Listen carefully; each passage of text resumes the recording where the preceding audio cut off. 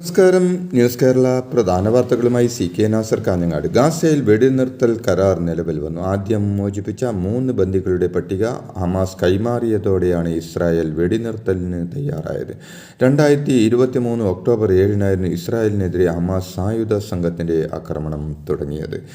ജനുവരി 15 ഇസ്രായേലും ഹമാസും തമ്മിലുള്ള വെടിനിർത്തൽ കരാറിന് അംഗീകാരം ലഭിക്കുകയും ഇന്നലെ കരാർ പ്രാബല്യത്തിൽ വരികയും ചെയ്തു. അതേസമയം ഹമാസ് മോചിപ്പിച്ച 3 പേരും ഇന്നലെ ജന്മനാട്ടിൽ തിരിച്ചെത്തി. ഹമാസ് റെഡ് ക്രോസിന് കൈമാറിയ യുവതികളെ ഇന്ത്യൻ സമയം ഇന്നലെ രാത്രി 9:30 ഇസ്രായേൽ അതിർത്തിയിലെത്തിച്ചത്. തുടർന്ന് ടെൽ അവീവിലെത്തിക്കുകയായിരുന്നു ബന്ദികളെ. ഇസ്രായേൽ സൈന്യത്തിന് കൈമാറിയ വാർത്ത അറിഞ്ഞതോടെ ഇസ്രായേലിൽ ആഹ്ലാദ പ്രകടനങ്ങൾ നടന്നു. വെടിനിർത്തലിന് പിന്നാലെ തകർന്നടിഞ്ഞ നാട്ടിലേക്ക് പലസ്തീൻകാരുടെ കൂട്ടപ്രവാഹം. തിരിച്ചെത്തിയവർ കൊല്ലപ്പെട്ട ബന്ധുക്കളുടെ കബറിടങ്ങളിൽ പ്രാർത്ഥന നടത്തി. സൈന്യം ഒഴിഞ്ഞുപോയ പട്ടണങ്ങളിൽ കെട്ടിടാവശിഷ്ടങ്ങൾക്കിടയിൽ നഷ്ടമായവർക്ക് വേണ്ടിയുള്ള തിരച്ചിലിലാണ് ചിലർ. ഇസ്രായേൽ ആക്രമണത്തിൽ ഗാസയിൽ ഇതുവരെ ഹമാസിൻ്റെ ഉന്നത നേതാവടക്കം 46,913 പാലസ്തീൻകാരാണ് കൊല്ലപ്പെട്ടത്. 11,750 പേർക്ക് പരിക്കേൽക്കുകയും ചെയ്തു.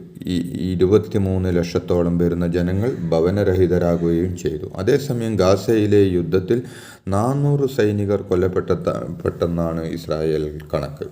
ഡൊണാൾഡ് ട്രംപ് അമേരിക്കയുടെ 47ാമത് പ്രസിഡന്റായി ചുമതലയേൽക്കും. ഇന്ത്യൻ സമയം ഇന്ന് രാത്രി 10:30 സ്ഥാനാരോഹണം. തെരഞ്ഞെടുപ്പിൽ ഡെമോക്രാറ്റിക് പാർട്ടി കമല ഹാരിസിനെ തോൽപ്പിച്ചാണ് ട്രംപ് 2ാം തവണയും പ്രസിഡന്റായത്. കാലാവസ്ഥ കണക്കിലെടുത്ത് ഡൊണാൾഡ് ട്രംപിൻ്റെ സ്ഥാനാരോഹണ ചടങ്ങുകൾ ക്യാപിറ്റൽ മന്ദിരത്തിലേക്ക് മാറ്റി. വാഷിംഗ്ടണിൽ -6°C താപനില താഴുന്നതിനാലും നാളെ വാഷിംഗ്ടണിൽ -12°C തണുപ്പ് പ്രവഹിക്കുന്ന സാഹചര്യത്തിലുമാണ് ഈ അസാധാരണ നടപടിയെന്ന് അധികൃതർ അറിയിച്ചു. കൂത്താട്ടുകുളം നഗരസഭയിൽ അവിശ്വാസ പ്രമേയം ഇന്നലെ ചർച്ചയ്ക്കെടുക്കാനിരിക്കെ കൗൺസിലർ കലാരാജുവിനെ തട്ടിക്കൊണ്ടുപോയെന്ന കേസിൽ പോലീസ് കേസെടുത്തു. CPM കൂത്താട്ടുകുളം ഏരിയ സെക്രട്ടറി, നഗരസഭാ chairperson, vice chairman, party local secretary എന്നിവരടക്കം 45 പേരാണ് പ്രതികൾ. നഗരസഭയിലെ CPM കൗൺസിലർ കലാരാജുവിൻ്റെ കുടുംബം നൽകിയ പരാതിയിലാണ് പോലീസ് കേസെടുത്തത്. കൂത്താട്ടുകുളം നഗരസഭയിലെ അവിശ്വാസ പ്രമേയത്തിനിടെ തന്നെ CPM തട്ടിക്കൊണ്ടുപോവുകയായിരുന്നുവെന്ന് കലാരാജു. തൻ്റെ കാറിൽ കുടുങ്ങിയപ്പോൾ വെട്ടിത്തരാമെന്ന് മകനേക്കാൾ പ്രായം കുറവുള്ള CPM പ്രവർത്തകൻ ഭീഷണിപ്പെടുത്തിയെന്ന് അവർ പറഞ്ഞു. തട്ടിക്കൊണ്ടുപോയെന്ന പരാതിയിൽ പോലീസ് കേസെടുത്തതിന് പിന്നാലെയാണ് കലാരാജുവിൻ്റെ പ്രതികരണം.